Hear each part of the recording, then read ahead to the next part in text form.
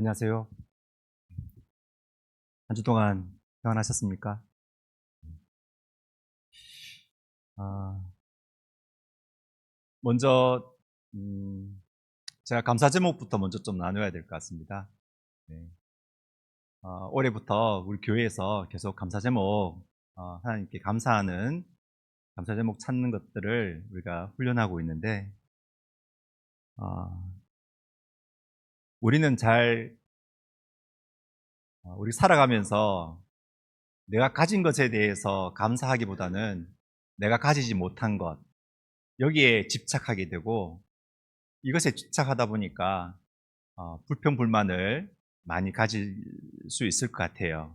그래서 우리 교회에서는 매일 하나님께서 저희한테 주신 것에 대해서 이렇게 감사하는 그런 훈련을 하고 있습니다. 그래서 오늘 말씀 전하기 전에 먼저 어, 감사 제목을 좀 나눈다면, 저는 주로 그동안 사무실에서만 일을 했었습니다. 그런데 요즘에는 하루에 한 3시간 정도 아주 따뜻한 햇볕 아래 땀 흘리면서 일을 하게 해주셔서 감사합니다. 그동안 살이 쪄가지고 그렇게 신경을 쓰면서 살 빼려고 애를 썼는데, 그렇게도 안 빠지던 살들이 요즘에는 만나는 사람마다 아이고 왜 이렇게 살 빠졌어 이렇게 얘기를 해주니까 너무 감사하더라고요. 그리고 일을 마치고 난 다음에 그 시원한 그 물 한 잔 마시는 게, 이게 군대에 가면 왜 그 행군하잖아요. 행군할 때 그 힘든 가운데에서 물 한 잔 탁 마시는 그 느낌, 새롭게 느낄 수 있어서 정말 감사가 되었습니다. 저는 고등학교 1학년 때부터 교회에 나왔습니다. 그때 복음을 듣게 되고 신앙생활을 시작했습니다. 지난날을 돌아보면 저는 저밖에 모르는 사람이었던 것 같아요. 그래서 교회의 다른 사람들에 대해서 별로 관심도 없었고, 그들의 안부를 묻는 것도 별로 관심도 없었고, 그냥 저만 생각했던 것 같았습니다. 그러던 저가 특히 이제 가정교회를 시작하면서 또 한 목장을 섬기면서 그렇게 하다 보니까 조금씩 관심을 가지게 되고 안부를 묻게 되고 또 기도 제목 내놓은 것들에 대해서 함께 기도하다 보니까 조금씩 관심이 생겼던 것 같습니다. 이렇게 사실 어떻게 보면 지금은 아무런 자격이 없는 저에게 또 사랑하는 성도님들께서 또 하나님께서 저를 장로로 세워주셔서 2년 동안 함께 동역을 하면서 교회의 많은 그런 소식도 듣게 되고, 그리고 또 사랑하는 성도님들과 함께 계획을 세우고 어떻게 하면 이 교회가 하나님 말씀에 합당하게 결정이 되어지고 그리고 올바르게 분별할 수 있을까, 그런 고민을 하면서 기도하고 있습니다. 그래서 오늘은 이렇게 귀한 시간에 어떻게 하면 이 공동체를 건강하고 바르게 세울 수 있을지, 어떻게 하면 주님께서 기뻐하시는 이런 공동체가 될 수 있을까라는 제목으로 말씀을 함께 나누고 싶습니다. 여기서 공동체라고 얘기하면 아시겠지만 교회도 공동체이고요, 목장도 공동체이고, 그리고 가족도 공동체입니다. 첫 번째 빈 괄호입니다. 3가지에 대해서 함께 나누고 싶은데요. 첫 번째는 용서하기입니다. 우리는 모두 죄인이잖아요.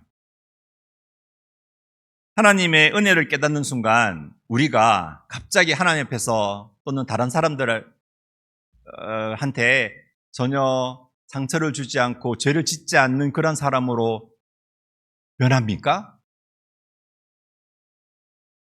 그렇지 않습니다. 우리는 여전히 죄를 지으면서 살아가는 연약한 존재입니다. 다만 그리스도의 사랑을 깨달았기 때문에 그 은혜에 감사해서 그 은혜에 감동해서 주님을 사랑하게 되는 것이고 조금이라도 주님의 성품을 닮아가고자 하는 그러한 자들입니다. 주님의 몸된 교회는 이러한 연약한 분들이 함께 모여서 서로 섬기고 그리고 주님의 복음을 전하는 그런 사명을 가지고 살아가는 공동체이죠. 그래서 함께한 세월이 많을수록 가끔씩 우리에게 이 모난 성품들, 우리 마음 가운데 깊이 이렇게 뿌리 박혀 있는 그러한 숨겨진 상처들이 주님께서 주시는 그 그리스도의 사랑으로 완전히 회복되기 전까지 그 전에 사랑하는 성도들, 가족들에게 상처를 줄 수가 있습니다. 처음에 그런 얘기 많이 들었습니다. 와, 우리 교회는 정말 다들 성도님들이 천사 같아요. 막 이래요. 너무 친절해서. 그분들이 나중에는 실체를 아시고 상처받으면 어떻게 할까 사실 고민도 조금 된 적도 있었습니다. 맞습니다. 우리는 모두 연약한 자들입니다. 제가 마태복음을 보는데 마태복음 18장에 베드로가 주님께 이렇게 물어요. 주님, 형제가 내게 죄를 범하면 제가 그 형제를 몇 번이나 용서해 줘야 됩니까? 이렇게 물어요. 아마 이 제자들도 주님과 함께 동행하면서 이 베드로도 함께 했던 그런 제자들 가운데에서 상처를 받았는가 봐요. 그래서 주님께 이렇게 물었겠죠. 마태복음 18장 21절에 보면 그때 베드로가 나와 이르되 주여 형제가 내게 죄를 범하면 몇 번이나 용서하여 주리이까? 7번까지 하오리이까? 근데 주님의 대답은 완전히 상상 초월의 대답을 해주셨어요. 그 당시에 율법 그 랍비들은 적어도 3번 정도는 용서해줘라 이렇게 그 관리가 있었대요. 근데 그거보다 좀 더 많게 베드로는 생각했겠죠. 그래, 뭐 한 3번 정도는 용서해준다고 생각하니까 한 7번 정도는 주님께 이렇게 말하면 또 좋지 않겠냐 이렇게 생각했는데 아니요. 주님께서는 7번을 70번까지라도 할지니라 이렇게 얘기합니다. 우리 아시잖아요. 용서하는 것은 정말 쉽지 않습니다. 이게 용서해 주는 것은 잘못을 한 상대방이 진심으로 사과를 하고 용서를 구할 때 우리는 용서를 한다 이렇게 얘기하잖아요. 상대방이 잘못을 했다고 용서를 구해도 용서를 해줄까 말까인데 그렇잖아요. 만약에 용서를 구하지 않는다면 우리는 용서할 수 있겠습니까?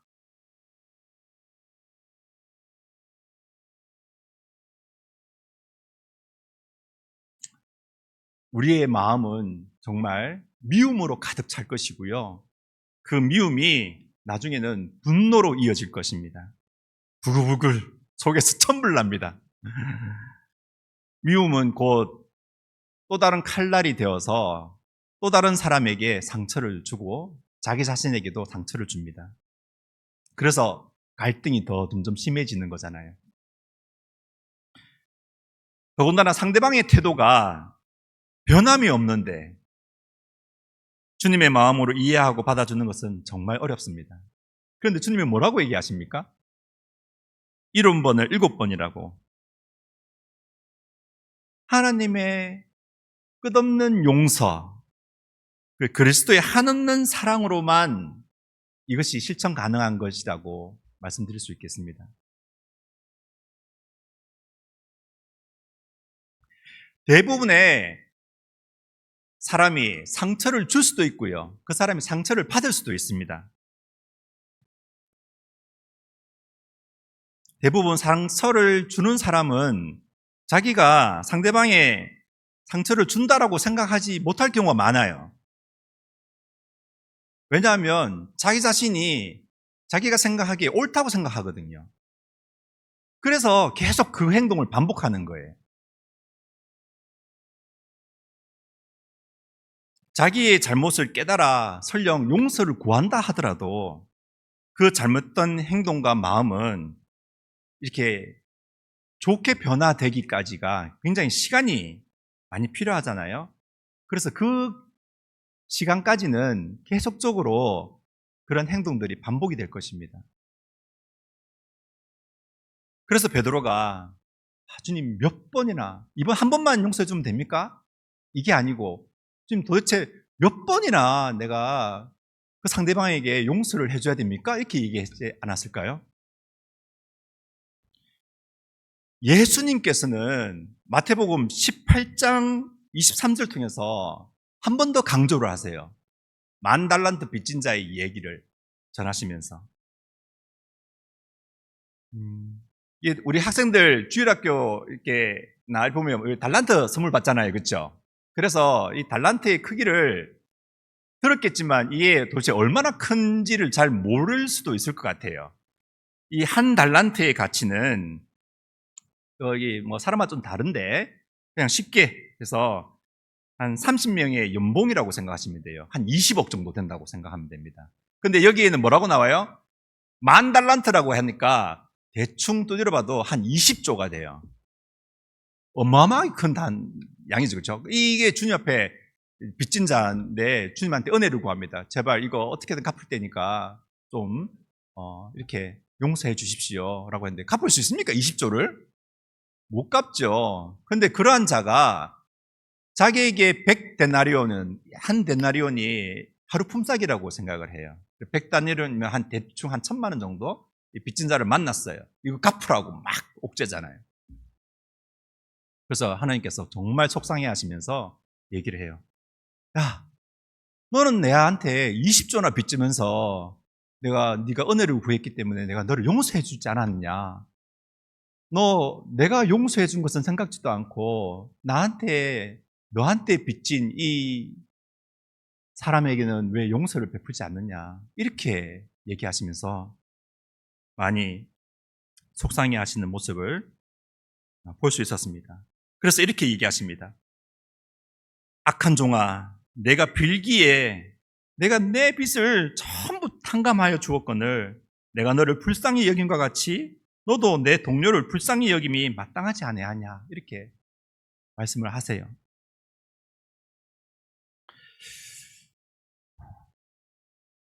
자신의 잘못을 아는 사람은 설령 알았다 하더라도 이 알량한 자존심 때문에 이 용서를 구하는 게 정말 쉽지가 않습니다. 저희 부부는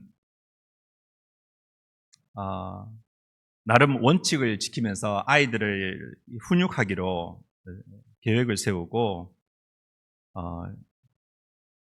그렇게 훈육하기로 했었습니다. 매번 원칙을 지키는 것은 참 어렵잖아요. 많은 에너지가 필요하죠. 그래서 내 기분이 좋고 나쁨에 따라서 훈육하는 그 정도가 달라요. 한 번은 저의 감정이 폭발해 버렸어요. 그래서 과하게 행동을 했습니다. 그때 몇 년 됐습니다. 그 아이는 충격을 받았어요. 저도 제가 잘못했다고 생각했어요. 뭔가 폭발시켜놓고 난 다음에 이게 어떻게 수습을 해야 되지? 막 이 생각이 있어가지고. 그래서 아내가 조용히 저를 딴 방으로 불러가지고 당신 좀 심했다고 가서 미안하다고 용서를 구하라 하더라고요. 근데 그거에 힘입어서 갔습니다. 아이에게 가서 정말 미안하다고 아빠가 좋은 아빠가 되고 싶었는데 그렇게 하지 못해서 진짜 미안하다고 용서를 빌었습니다.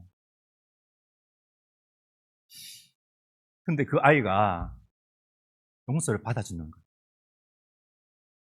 그래서 용서하겠다. 울면서 그렇게 얘기를 하더라고요. 만약에 그 순간을 놓쳐버렸다면 지금과 같이 아이와 저와의 관계가 좋지 못했을 것입니다. 용서를 구한다는 것은 진짜 용기가 필요해요. 그 용서의 기회를 놓치지 마시길 바랍니다.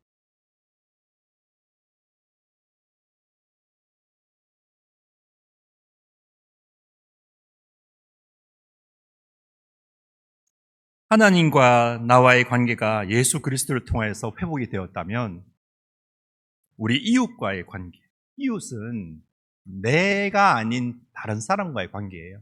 그게 자녀이든 아내이든 부모님이든 교회 성도들이든 이러한 관계 가운데에서도 이 예수 그리스도의 사랑으로 회복이 되어야 됩니다. 깊고 좋은 관계를 만들기 위해서는 서로의 노력이 필요한 것이죠. 두 번째는요, 지혜로운 자가 되기를 원합니다. 상처를 주는 사람은 잠언 12장 15절 말씀에 이렇게 나와 있습니다. 저는 상처를 주는 사람에게도, 왜냐하면 제가 남한테 상처를 줄 수도 있고 제가 남한테 상처를 받을 수도 있잖아요. 그래서 상처를 주는 사람의 입장과 상처를 받는 사람의 입장에 두 가지를 두고 말씀을 전하고 싶습니다. 잠언 12장 15절입니다. 잠언 12장 15절에 미련한 자는 자기 행위를 바른 줄로 여기나 지혜로운 자는 권고를 듣느니라, 이렇게 나와 있습니다. 이 권고는 저는 주님의 말씀이라고 생각을 해요. 주님의 말씀에 순종하는 자가 되는 거죠. 상처를 주는 사람도 상처를 받는 사람도 우리가 주님의 말씀에 순종해야 합니다. 그래서 앞서 말씀드린 것처럼 상처를 주는 사람은요, 내가 만약에 상처를 준 줄 몰랐다고 하더라도 내가 누군가로부터 상처를 줬다는 얘기를 들었다면 그것을 자기 자신을 돌아보고 용서를 구해야 되죠. 그 권고를 받는 거예요.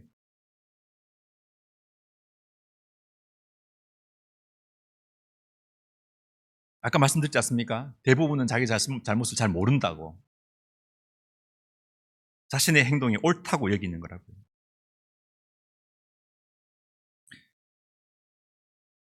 상처를 주는 사람은 그리스도의 사랑으로 자기의 이 연약한 부분이 회복되기를 바랍니다.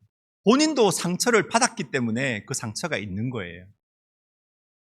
그리스도의 사랑으로 충분히 그것이 회복이 되어야 됩니다. 그것이 회복되지 않는 이상은 결코 그 상처로부터 벗어날 수가 없는 거예요.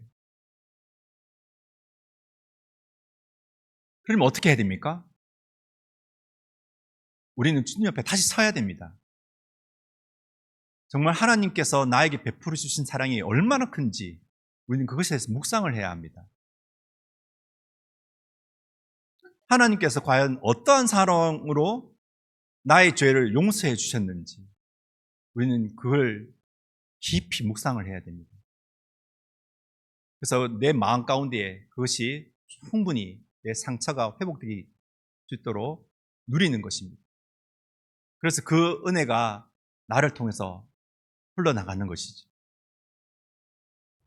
그렇다면 상처를 받는 사람은 어떻습니까? 우리는 내 스스로가 상처를 줄 수도 있고 상처를 준 사람이 상처를 받을 수도 있습니다. 상처를 받는 사람은 그럼 우리는 어떻게 해야 됩니까? 하나님의 말씀을 보도록 하겠습니다. 잠언 15장 28절입니다. 물론 14장 3절 말씀도 있습니다. 같은 말씀인데요. 14장 3절엔 미련한 자는 교만하여 입으로 매를 자청하고 지혜로운 자의 입술은 자기를 보존하느니라. 그리고 15장 28절은 대답할 말을 깊이 생각한다고 합니다. 잠언 12장 6절에는 우리가 상처를 받았잖아요.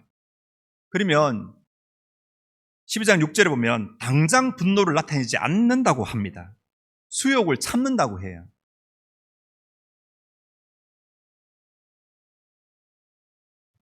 잠언 10장 12절은요. 미움은 다툼을 일으켜도 사랑은 모든 허물을 가린다고 얘기를 했습니다. 이 사랑은 우리가 처음부터 우리가 사랑이 있는 사람이었습니까? 그렇지 않습니다. 하나님이 사랑이십니다.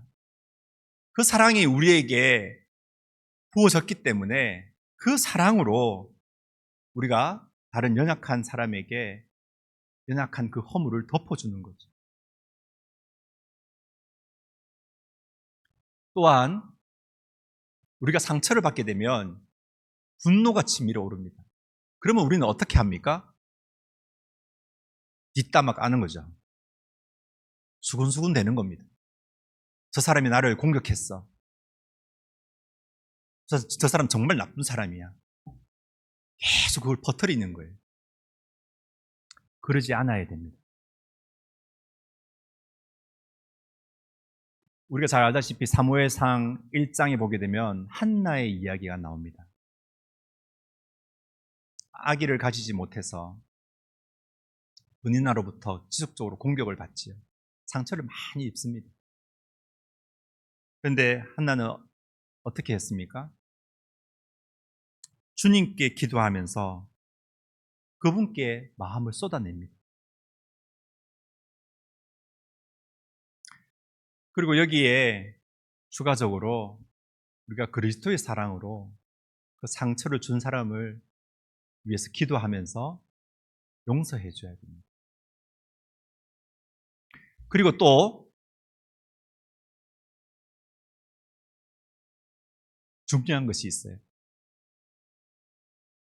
우리가 상처를 받은 사람을 보잖아요. 그러면 그분들을 위로하고 격려해야 합니다.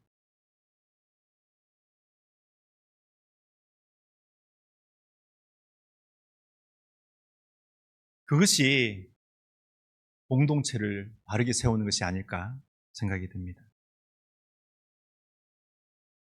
저는 하나님의 말씀에 순종해서 공동체를 아주 건강하게 세우는 한 장면이 떠올랐습니다.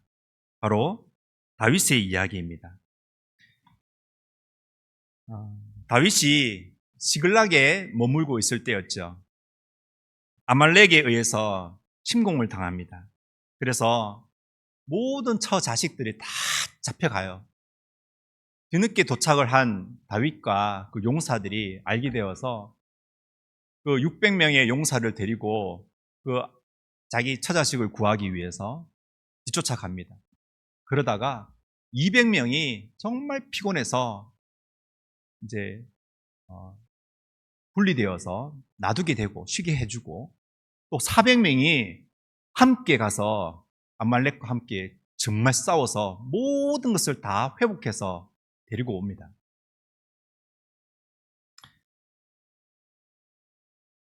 그 전리품 있잖아요. 처자식뿐만 아니라 그 전리품까지 다 가지고 오는데 이 400명 중에 일부가 불평을 하게 됩니다. 이거를 그 200명과 골고루 다 나누어야 됩니까? 이렇게 해요. 근데 다윗은 뭐라고 얘기를 합니까? 다윗은 하나님 말씀에 순종했습니다. 아마 200명에 남겨진 이 사람들은요, 처자식이 건강하게 돌아온 것만으로도 감사할 거예요. 더 원하지도 않았을 것입니다. 그렇잖아요. 목숨 걸고 싸운 사람하고 그냥 무리에 뒤쳐져 가지고 있는 사람하고 어떻게 동등하게 대우합니까? 그것은 우리가 지금 생각해도 비상식적인 거죠. 그런데 하나님 말씀에 순종한 이 다윗은 골고루 다 나눠지게 됩니다. 이것이 나중에 다윗이 하나님 말씀에 순종하여 나라를 세우는데 굉장히 튼튼한 그런 역할을 하게 되는 겁니다. 백성들로부터 신망을 많이 받게 하죠. 하나님의 말씀에 순종하면 이렇게 공동체를 튼튼하게 세우게 됩니다.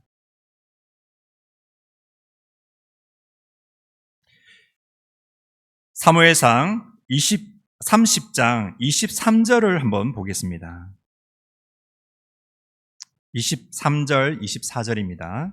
제가 읽어드리겠습니다. 다윗이 이르되 나의 형제들아 여호와께서 우리를 보호하시고 우리를 치러 온 그 군대를 우리 손에 넘기셨은즉 그가 우리에게 주신 것을 너희가 이같이 못하리라. 24절 이 일에 누가 너희에게 듣겠느냐? 전장에 내려갔던 자의 분깃이나 소유물 곁에 머물렀던 자의 분깃이 동일할지니 같이 분배할 것이다. 다윗은 여기서 여호와께서 우리를 보호하시고 이렇게 나오잖아요. 싸운 것은 이 400명의 용사와 다윗이 나가서 싸웠는데 다윗은 어떻게 생각을 했습니까? 우리가 나 싸운 것은 우리지만 하나님께서 하셨다라고 생각을 하는 거예요. 우리의 힘이, 우리의 능력이 전적인 것이 아니라 전적으로 하나님의 능력에 의해서 싸움에서 승리할 수 있었다고 합니다. 전적으로 하나님의 은혜임을 알았던 그 다윗이 하나님 말씀에 순종한 거예요.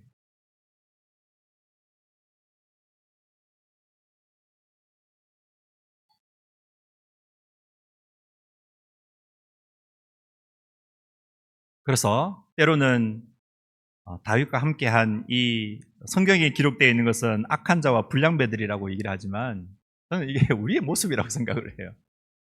네. 자기 기준에 맞춰서 내가 생각하기에 이게 옳은 건데, 이게 상식적인 건데 이렇게 해야 맞지 않냐고. 근데 하나님의 말씀은 달랐잖아요. 그 하나님의 말씀에 순종하니까 공동체가 더 굳건하게 잘 세워졌다는 것입니다. 성경에는 뭐라고 나와 있습니까? 누가복음 6장 37절입니다. 잘 아실 겁니다. 비판하지 말라. 그리하면 너희가 비판을 받을 것이요. 정죄하지 말라. 그리하면 정죄를 받지 않을 것이요. 용서하라. 그리하면 너희가 용서를 받을 것이다. 이렇게 말씀해 주셨습니다. 우리 함께 살다 보면 마음에 안 들 때가 참 많아요. 말씀을 전하는 제가 저 형제 무슨 자격이 있어 저렇게 하나님 말씀을 전해? 이렇게 생각할 수도 있겠죠. 사는 모습이 내가 봤을 때는 전혀 존경받을 만한 그런 모습도 아니고 그렇게 생각할 수도 있겠죠. 맞습니다. 내세울 것도 하나도 없지만 저는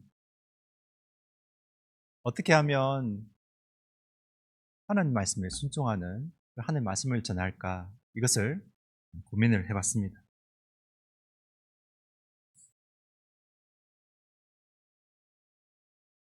사랑은 모든 허물을 덮어준다고 하셨습니다.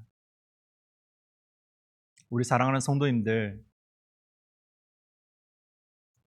그리스도의 사랑으로 서로 용납하고 서로 비판하지 말고 서로 정죄하지 말고 서로 용서하시기를 구합니다. 왜냐하면 우리는 하나님 앞에 1만 달란트 빚진 자들 아닙니까? 100데나리온 빚진 자에게 우리가 옥죄지 말았으면 좋겠습니다. 세 번째, 사랑하기입니다. 우리 주일 말씀에 정일땡제님께서 창세기부터 쭉 말씀해 주시잖아요. 창세기 말씀을 한번 생각해 봅시다.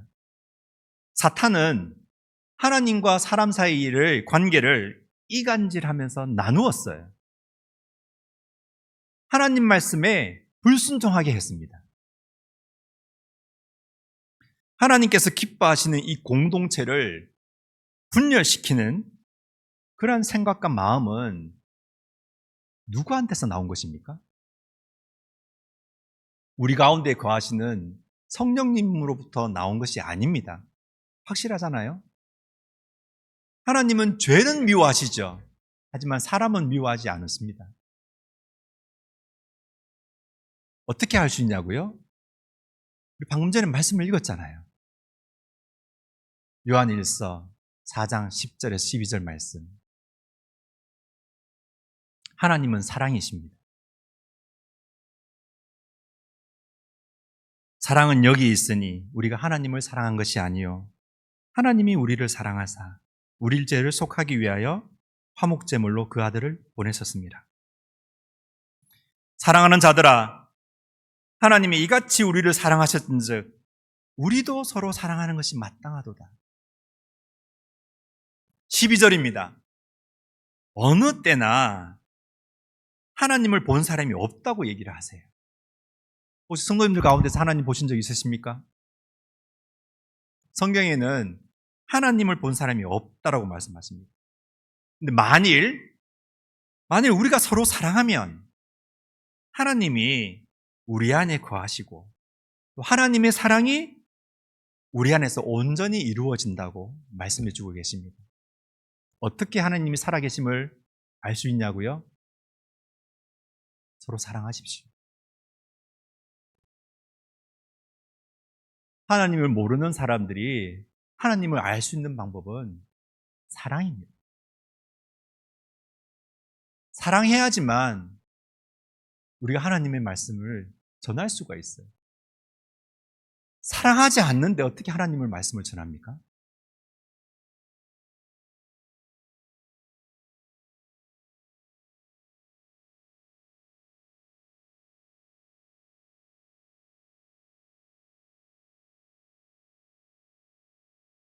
저는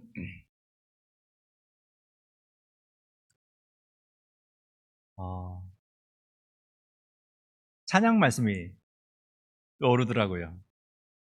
지난 여름 수양회 때 찬양 말씀, 찬송가, 우리 게임하면서 정지현 자매님 오늘 참석하지 않았었는데 정지현 자매님이 아름다운 마음들이 모여서 그의 은혜 나누며 예수님을 따라 사랑해야지 우리 서로 사랑해. 찬양이 탁 떠오르더라고요.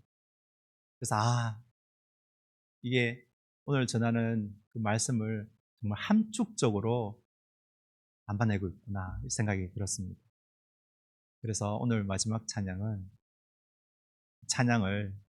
기억하시면서 함께 서로 주님 몸된 교회, 건강하게 세우는 교회, 그러한 성서 행복한 교회가 되기를 바라는 마음으로 오늘 말씀을 같이 나누었습니다.